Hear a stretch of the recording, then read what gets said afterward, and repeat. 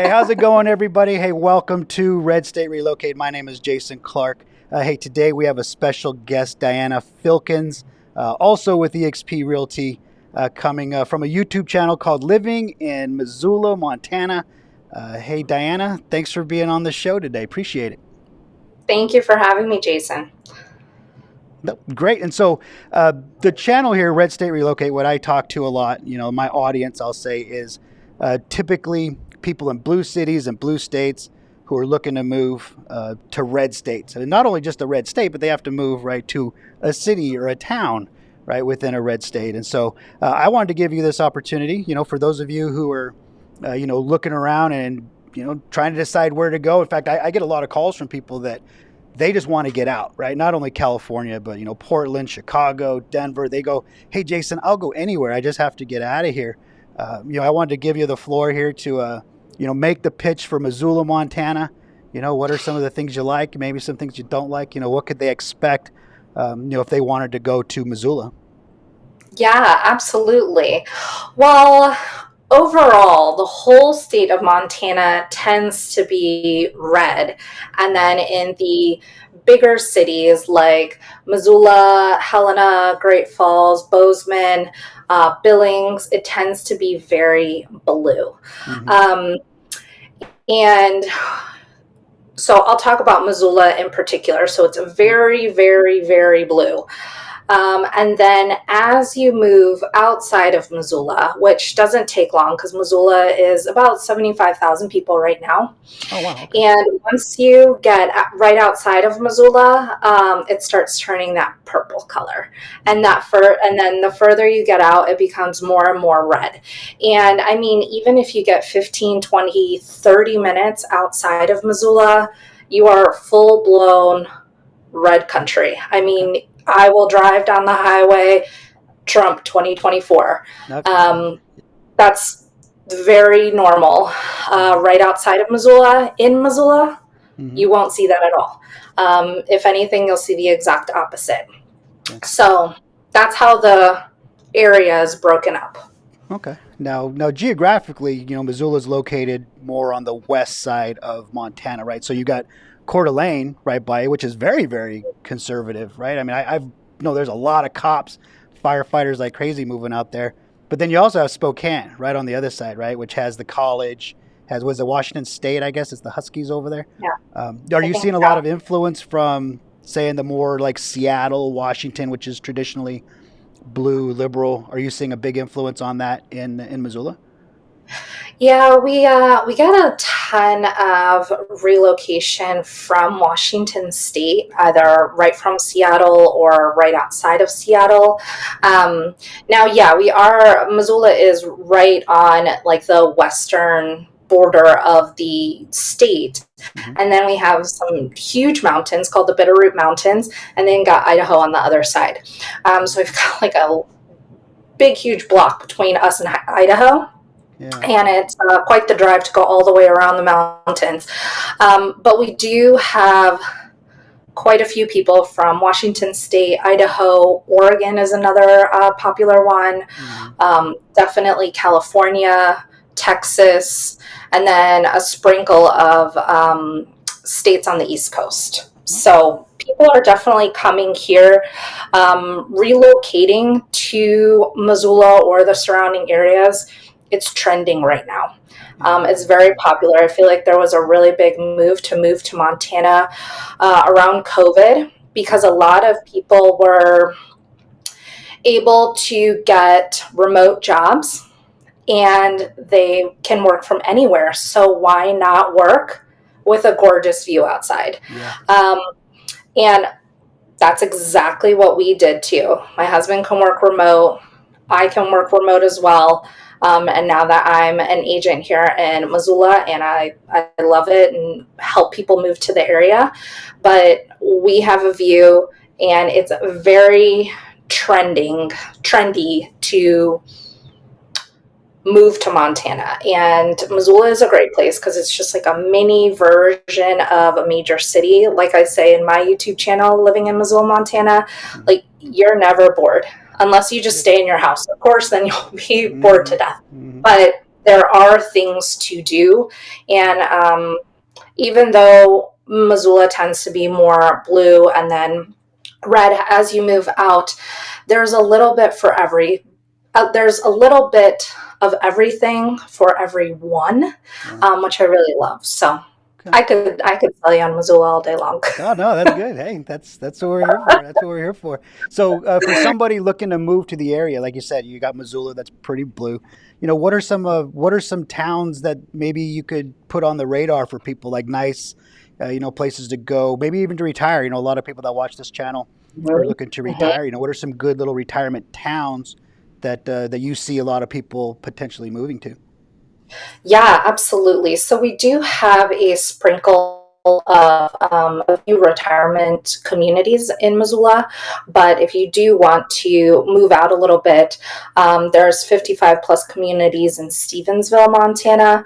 I'm a huge fan of that area. It's about 30 minutes right outside of Missoula, so the drive isn't too bad. Okay, And we don't have traffic here, which is nice. glorious. If there is traffic, that means something is wrong. There's a car accident, whatever it may be, there's a reason. It's not just like Yeah. people just looking. Well, after we I move hate about 30,000 conservative Republican people up there, you're going to have a lot more traffic. right. But no, keep going, keep going. Some other towns, yeah. So definitely Stevensville, Montana. Florence, Montana is a great place. It's more of those smaller town feels. And Mm-hmm. then Hamilton, Montana is just absolutely precious. It's like a smaller version of Missoula. It's about an hour south of Missoula. Okay. And then, and we also have a VA hospital down in Good. Hamilton as Oh, well. good to know. Mhm. Oh, there you go. All your veterans, Hamilton. Keep an eye on that. Yeah. Stay close to the hospital. Yeah, for sure, Yeah, for sure. absolutely.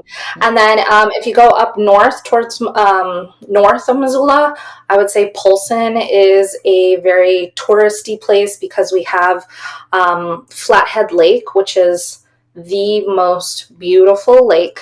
Like, just think crystal clear blue water.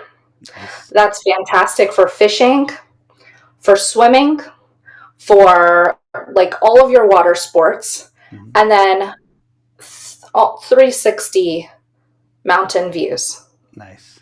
Like I can't. So Polson is very touristy, beautiful waterfront properties. And then if you go for up north a little bit more towards like Whitefish, tends to be a little more red. And then as you move closer to Kalispell, another major city in Montana, that's when you turn blue again. So Okay, you'll so see that's that. getting up by Glacier now up that way, right? So is Oh, Glacier, it's Kalispell by gorgeous. Glacier up there. How far would Glacier National Park be from Missoula? Oh goodness. I would say like 3 hours. Oh, okay. Um, but the service is in and out. So Mm, like I don't know if, mm, if you have kids, make sure that they can watch their games or play their shows without internet. Or mm-hmm. like me, I was attempting to work on my laptop while my husband was driving. I was in and out of service. Don't try and do that. Just Yeah. enjoy the ride, Yeah, enjoy so the the whole views. reason you're in Montana is to disconnect, right? So yeah, cut it out. Right. Yeah.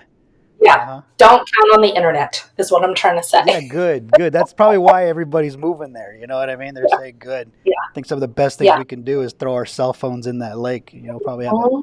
have a better trip. So Absolutely.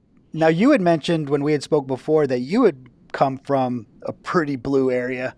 It was Washington D.C., right? Was it Washington, I believe? Right. Yeah. So from Yeah. So D.C. I was born and raised in Washington, D.C. Hmm. Super, super blue. Yeah, it don't get no bluer than DC. I was even thinking. I remember I was telling myself. I said, for those of you wondering, those of you watching, how blue DC is. I cracked myself up. Was Marion Barry? Were you there when Marion Barry was the Oh, yeah. mayor? The dude got Yeah. caught smoking crack and got reelected. Okay, he got reelected. So Mhm. that was way back in the that was back in the 90s, I guess. But Oh, um, yeah. Oh, but yeah. speaking as someone who's familiar, grew up, I'll say, your at least your previous experience was in a blue city. What was it Mhm. like for you? That initial feeling of moving somewhere, that was, much more red. It may, Missoula may be blue, but you were outside of there. You're in a conservative area. Was it a culture shock for you? It was. Mm-hmm. I think that once I met my husband and I started visiting his family in North Dakota, Mm-hmm. that's when the culture shock happened. Gotcha. So we would visit his family often, like 2 or 3 times a year, over the course of many years. And Yeah. that's when the real culture shock started. Like, people talk different. Mm-hmm. I remember when we went shooting, is it trap shooting with his brothers for the first time. And I was just like standing in the back, and every gunshot I heard, You're I would jumping. jump. And my husband's younger brother is like, "Is she all right? Like, what's wrong with Yeah. her?" I'm like, you have no idea. Guns have a completely different meaning Uh-huh. coming from living and growing up in Washington, D.C., where my own mother was robbed at gunpoint. Oh wow. Mm-hmm. Yeah. So it has a completely different meaning. And so when you go trap shooting and Yeah. I'm in the back, Yeah. Now, would you consider yourself more on the liberal side back then? Did you grow up on the more yourself being liberal, anti-gun? well, Mm-hmm. Yeah. yeah. This was Well, your first experience with it. anti-gun because of DC. Yeah. Like, all the bad guys have guns, you know? Yeah. Mm-hmm. Um, so yeah, like we would have, I mean, I could go on and on, like drug deals happening in front of our house. Yeah. I used to be a teacher in DC, and one day we had to delay the start of school because we had shot or the gun cases. What are the gun casings Mm-hmm. like all over the playground, Wow. because there was a murder that happened right in front of the school. So we had to delay school, Mm-hmm. and many of my students' parents or family members were in prison. So guns had like a completely different meaning. They Yeah. weren't made for sport, they're Mm-hmm. made for hurting people. All right. So having that mind shift was huge. Yeah. Um, and now being in Montana, it's nothing. Yeah. People conceal carry all the time. Mm-hmm. It's Yeah. People go shooting all the time. People have taxidermy all over their house. Yeah.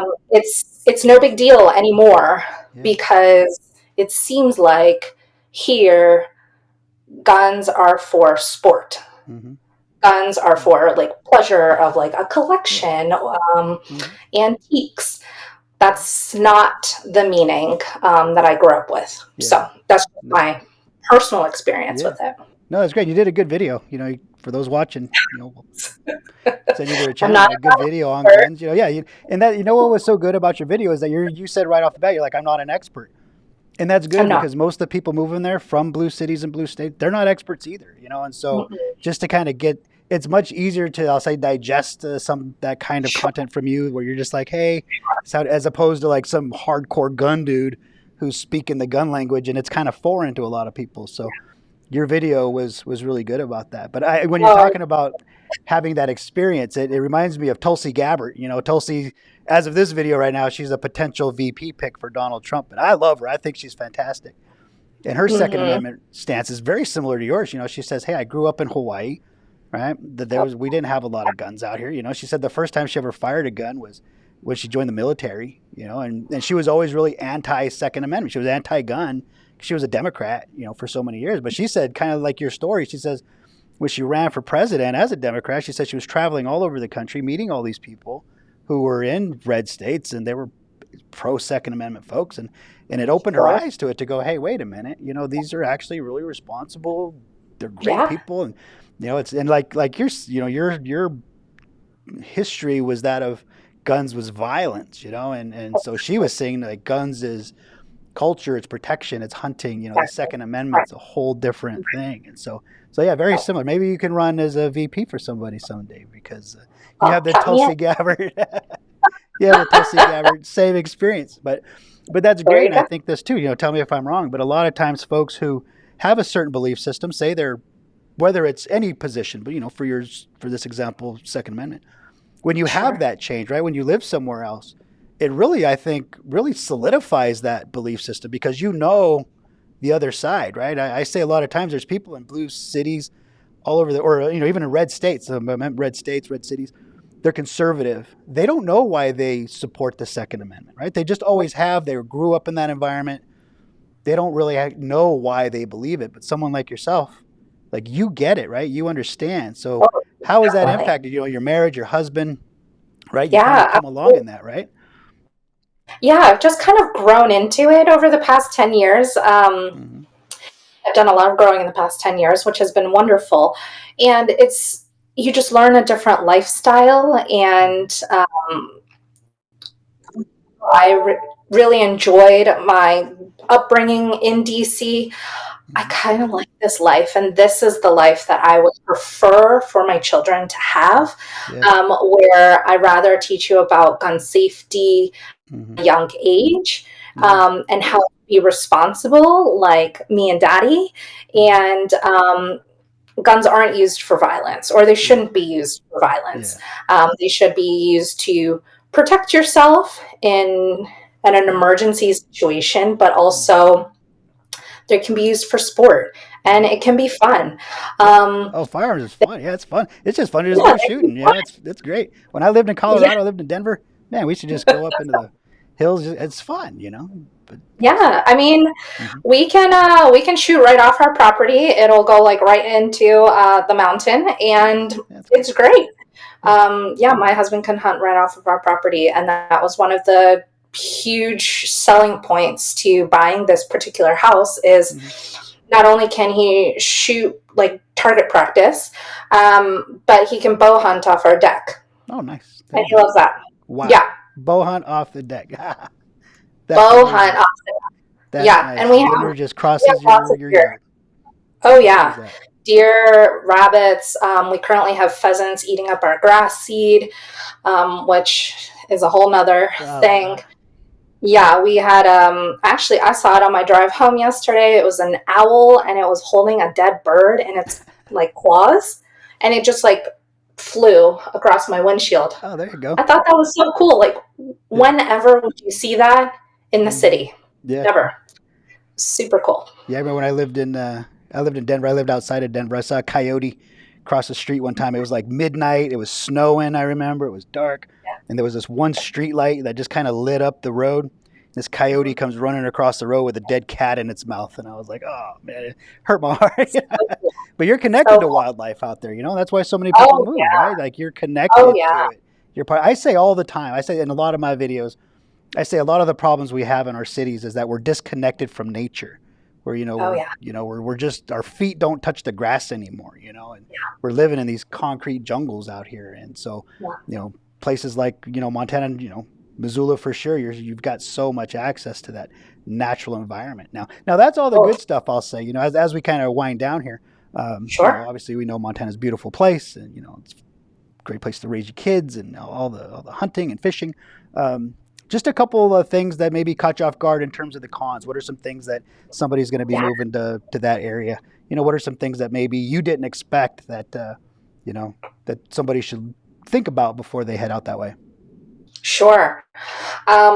A smoke season. I had no idea.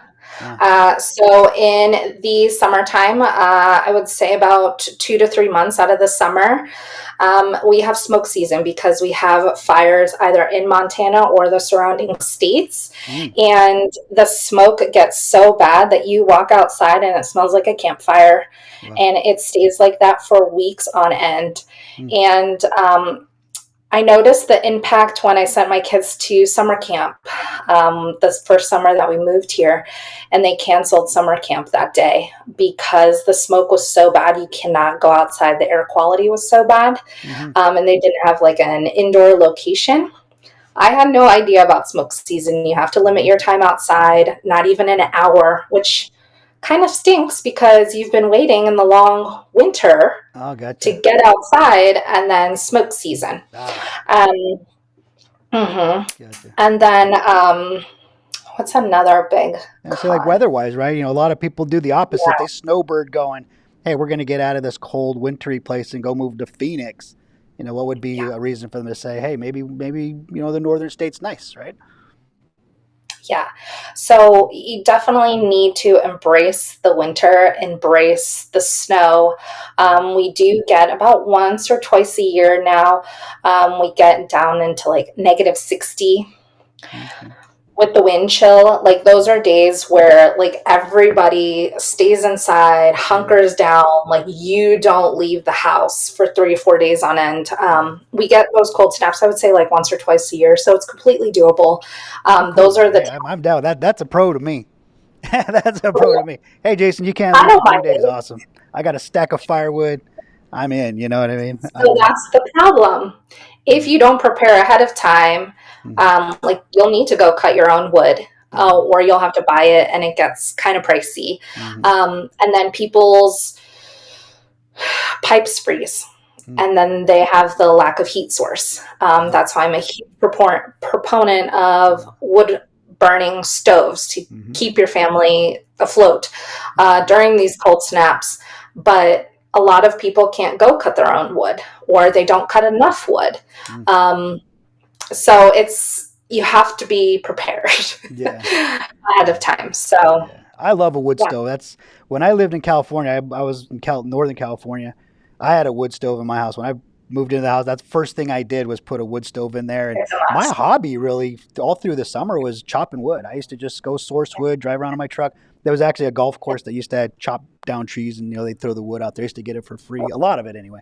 But I loved it. Like that was just a hobby of mine. I had a one of those Craftsman log splitters. And that was my summer, like Yeah, that was my vitamin D. Go outside, split the wood, stack it. It's so rewarding. It was my sure. hobby, I'll say. But Northern California, and California in general, really cracking down on the fires, and so it got to be a real pain in the butt. You couldn't burn here, you couldn't burn on these days, and so I just had Yeah, enough of it. It's like I'm getting out of here, yeah. But some, yeah, again, for those of you who like to have that wood stove, it's so God, I love a wood. It's It's just so warm and it's just cozy. It's comfortable. part of the lifestyle, I think. Mm-hmm. It's part of the lifestyle. And then, like, when we first moved here, we lived in a log cabin. Mm-hmm. And I did an entire video about the pros and the cons of living in a log cabin. Yeah. So that's something that it's pretty common to have a log cabin or a log cabin combination with like a drywalled house. Mm-hmm. Um, so, I mean, we could go into the rabbit hole of all the negatives of the Yeah. log. Yeah. So yeah, house made of logs in northern states. Yeah, Mhm. that's I think.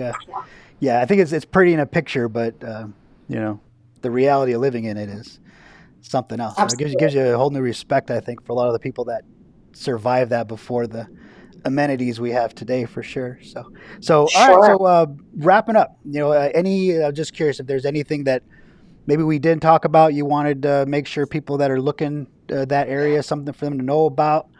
Yeah. Something we may have missed here. Yeah. So I know that when you and I spoke the first time, I brought up homeschooling. Oh, right. And Yeah. Yeah. homeschooling in Montana is relatively easy compared to other states. Nice. Now, if your kiddo is under 7 years old, you don't need to register them in public school. You don't really need to do anything with them in terms of like schooling, if you choose not to. And then at 7 years old, all they need is a letter or an email to the superintendent declaring, I'm going to homeschool my kid. Okay. There you That's go. pretty much it. There you go. Um, I like it. there's a ton of homeschooling co-ops, ton of groups that get together, tons and tons of resources here in Missoula and the surrounding areas. It's a very pro homeschooling area, Mm-hmm. where if you do decide to homeschool, you can still have that socialization piece. Lots of homeschooling families here. If any time you have questions, there's quite a few people to ask. So I know for certain people move here because homeschooling is easier than in other states. Yeah, So good. Good to know. Yeah, I yeah, always say get your kids out of the government-run schools. They call them public schools. I don't call them public schools. They're government-run schools. I say at minimum, private school your kid. Especially those of you coming from California. You're selling your house. You got a little extra coin. put a little aside, private school your kid at minimum. At best, definitely homeschool your kids. And, and I was just going to add too, I had a note here. Governors, just to get a little political piece. Greg Gianforte, is it Gianforte? I don't know if I say it right. He's a Republican, right? You got your lieutenant governor is Kristen Juris, Republican. You got Steve Daines, he's your senator. He's a Republican. Now you have John Tester.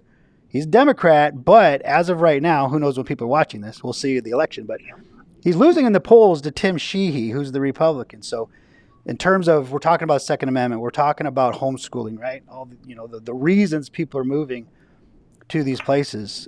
You're looking at Montana being a fairly solid red state here very, very soon. Montana used to kind of teeter back and forth between having a Democrat governor and a Republican governor, and I talk about that. I did a video on Montana saying that, Montanans, y'all, you guys, you hold your politicians accountable there, right? So if you're a Republican and you want to run for office in Montana and you make promises and you don't deliver, they're going to put a Democrat in there, all right? So, but it's just a good direction, I'm thinking, just in Montana in general, like you mentioned, Missoula is going to be a little bit more blue, but just your representation across the board in that state, it's, you might have no different than Idaho right now being just red representation all across the board. Now, a lot of your representatives out there are going to, have more Democrats in there, but that's great. I mean, I think you made a really good case for it. Again, get your kids out of these government-run schools, people. Right on. So if you're looking, good. I was just going to say, I mean, not every parent is fit or knowledgeable to homeschool. So there are homeschooling co-ops where you hire a teacher who does have that, and she teaches a very small group out of her home, out of this person's home, or they take field trips and the teacher teaches. So if you feel like you're not equipped to teach, there are options where you can hire somebody, and there are groups for that. Like my son's preschool, for example, it's called an outdoor school. It's fabulous. They have pigs and chickens and goats and ducks and cats and dogs and all this stuff at the preschool. And part of the curriculum is to tend to the animals. And they also sell the chickens' eggs to the neighbors. And it's like this whole system, and it's a beautiful thing. And I did not see that, or those opportunities were not available to me in Washington, D.C. Mm-hmm. So it's just taking care of animals and being outside 90% of the time, regardless of the weather, rain, snow, sleet, they are outside. It's all about being bundled up and being bundled up properly. Yeah. But that's connected to nature, like we talked about, exactly. Right? You're raising them connected to nature. Yeah, exactly. I bet those kids are going to be far more well-adjusted than what these government schools are pumping out for sure. Well, his teacher asked me, she's like, so how do you feel about rain and snow and the cold? I'm like, well, Mama doesn't like that. Well, my son, he loves it. Sign him up. Get him out there. That's good. That's a good thing about kids. They're like, it's like a pool can be freezing ass cold in the middle of winter. Kids will jump in it. They don't even know. Oh yeah. I've got my Washington D.C. Redskins blanket. There you go. Oh, there you go. You just lost half. Well, they're not called Redskins anymore. I know, but that's true. I was going to say. I mean, there's not a lot of sports teams up there, so there's no professional football or baseball or anything up there. So, bring your rep your local team up there. You got a couple. You got University of Montana, right? So you got we do have the Grizz. Mm-hmm. The University of Montana. Support your local college there. So affordability wise, how is it? Is it pretty expensive out there? Yeah. So our median home price overall is around $600,000. Yeah. Okay. People think it's cheap out here. It's not. Yeah. No, they get a sticker shock. Mm-hmm. Yeah. It used to be more affordable, but. Yeah. No, yeah. But how much did Yellowstone, that show, impact moving out there? A lot, yeah. That was part of it being trendy. Yeah. During COVID, because that's when the show came out, right? That definitely had a huge part of it huge part of Yeah. it. Okay. The people moving there, are they more of a younger type? You see more retirees? Who's moving? Um, you know what? I'm seeing like all Okay. everybody. They all got Um, cowboy hats and black vests so they can look like Kevin Costner. and they say yeehaw. Um, no, you know what? I'm seeing a bunch of retirees, but I'm also seeing some really young couples in like the tech field Like I that said, they can can work work from from anywhere. home. Yeah. Yep, yep. Yeah. We have a lot of nurses and doctors here. So, Okay. So, yeah. and Thanks, Diana. I think you made a pretty good case right.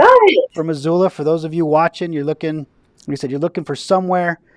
Look, I'm telling you, Montana's on my short list. I've got East Tennessee, South Dakota, and Montana. Those are the three for me. Probably in the next maybe 10, 15 years. We'll Okay. see. Well, you give Probably me sooner though, a knowing me. Yeah, exactly. I'm gonna call you. And those of you watching that are looking to move to Missoula, the surrounding area, hey, we're gonna connect you up with Diana. She's gonna get you a good, beautiful house. And so, Diana, once again, thanks for being on. I appreciate your time. Thank you so much.